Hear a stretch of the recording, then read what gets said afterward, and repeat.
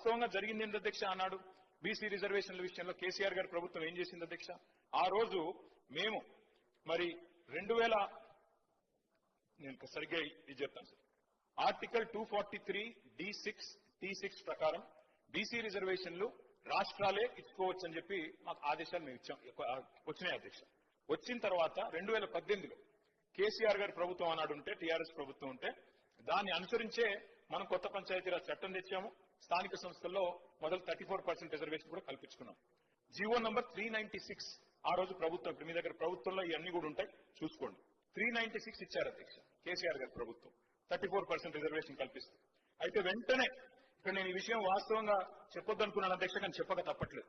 ముఖ్యమంత్రి గారు మరి సభ్యులను రాష్ట్రాన్ని తప్పుదోవ పట్టించినప్పుడు చెప్పక తప్పదు వెంటనే ఆ రోజు తెలంగాణ ప్రభుత్వం కేసీఆర్ గారి నాయకత్వంలో జీవో నంబర్ 396 ఇచ్చి ఆ రోజు బలహీన వర్గాల బిడ్డలకు మనం న్యాయం చేసే ప్రయత్నం చేస్తే స్థానిక సంస్థల్లో ఒక గోపాల్ రెడ్డి అనే ఒక వ్యక్తి మహబూబ్ నగర్ జిల్లాకు సంబంధించిన వ్యక్తి అధ్యక్ష హైకోర్టుకు పోయారు దీన్ని అడ్డుకున్నారు అధ్యక్ష ఎవరు అధ్యక్ష ఈ గోపాల్ రెడ్డి గారు ముఖ్యమంత్రి గారికి సన్నిహిత బంధువు అదేవిధంగా కాంగ్రెస్ పార్టీ నాయకుడు ఆయన పోయి ఆ రోజు కోర్టుకు పోయి అడ్డుకున్నారు అధ్యక్ష అడ్డుకోవడం వల్లనే ఆ రోజు కాంగ్రెస్ పార్టీ చేసిన నిర్వాహకం వల్లనే జరిగింది సీఎం గారు కనుక రాజకీయపరమైన అంశాలు మాట్లాడకపోతే మాకు కూడా మాట్లాడాల్సిన అవసరం లేదు సభ దృష్టికి సభ్యుల దృష్టికి రాష్ట్ర ప్రజల దృష్టికి